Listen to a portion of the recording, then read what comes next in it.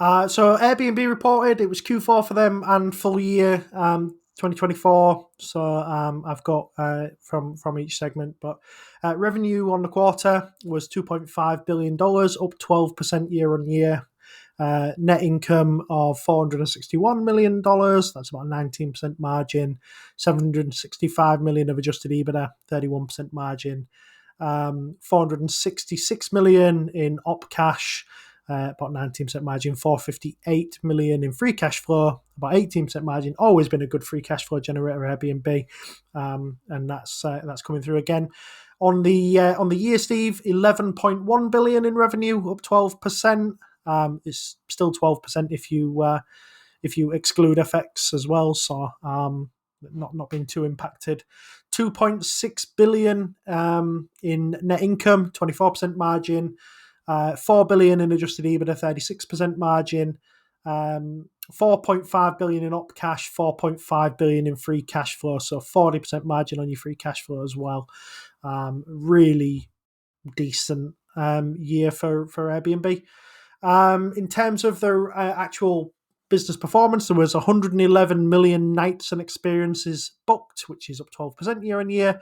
Gross booking value was 17.6 billion, which is up 13% year on year, or 15% if you exclude FX.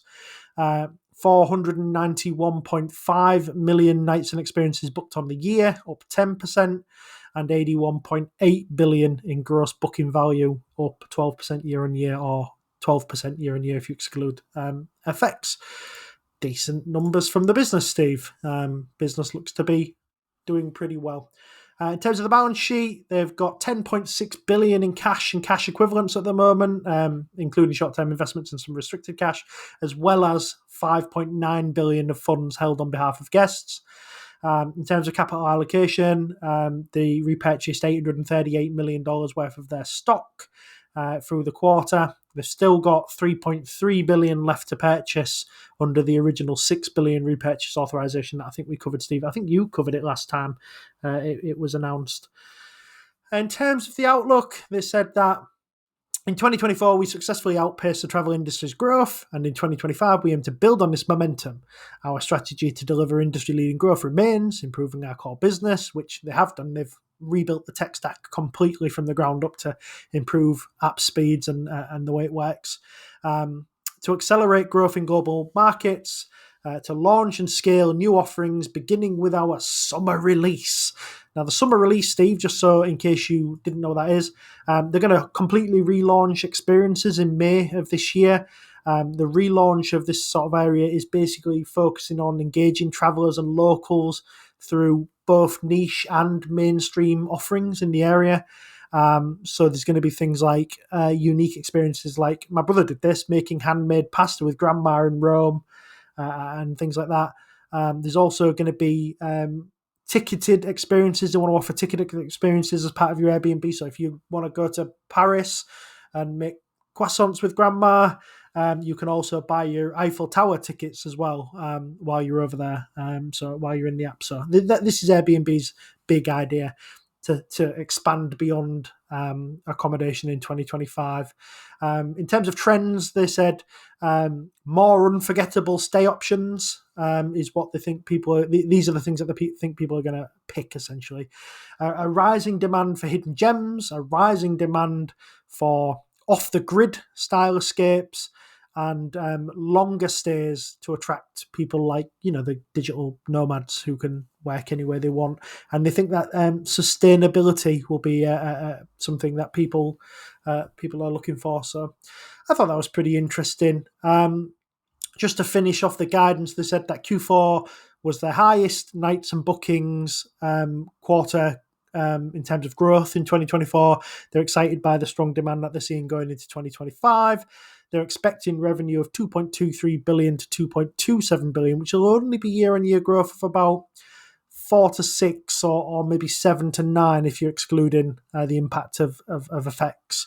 In the previous shareholder letter, they did note that they're going to benefit from both the timing of Easter and the inclusion of a leap day in Q1 2024. Included the benefits of Easter and a leap day. So you have that to contend with. It gives you a unfavourable comparison which they think is about 3% of their revenue. So if they've given you a metric of what our growth would be if calendars didn't exist and if effects didn't exist, Steve, and they're saying that would be 10 to 12%, which I guess you're a holidays and experiences company. I guess when people are off, they're more likely to have holidays and experiences. So I think we can probably let them off in this regard, Steve. But overall, Steve, is this a 14%? I don't know what it is now. The market's just opened. Is it a 14.5 or whatever percent up earnings? I wouldn't have said so. If Adyen's was much of a muchness, I would say this is Airbnb's version of much of a muchness, Steve. It's up 12%, which was the number that you said for basically everything that it reported, as far as I could tell. Pretty much everything there rounded to 12 one way or another. Or every time you mentioned two numbers that were not 12, the adjacent ones averaged to 12. So who says markets are not efficient? Yeah, I really like where they're positioning themselves, brand-wise, actually. Just it's not usually a thing that I kind of pile into here, but off-grid experiences and kind of unusual stay options, it feels to me like that's the kind of thing that Airbnb has historically kind of been about. It's been about being different to hotels, which are very predictable, which is no bad thing in a lot of cases, very homogenous, very much, in some ways, kind of soulless. Airbnb was always kind of the more alternative thing to that, where you stay in some cases, someone's house, rather than this big building with a load of rooms in it. So I like that they're seeing kind of demand for off-grid, more digital nomad, unusual type stays and experiences and so on. Speaking of which, I was looking at their kind of experiences stuff recently, and you mentioned the making pasta thing in Italy. The real highlight that stood out to me on their page was this thing about ice and digestive with that guy from the Playing FTSE show. But that'll drive revenues in 2025 for them. I thought this in general was a fine report from Airbnb. It's always got good economics. You would expect it to with this type of business. And the thing that really matters is that people stay in and on its network, both in terms of experiences and customers and so on. So if you have your kind of two-sided network effect going on there, the most important thing for you is to just look after that. And you do that by investing into tech stack. As you said, they've rebuilt. Sometimes that's the thing that helps.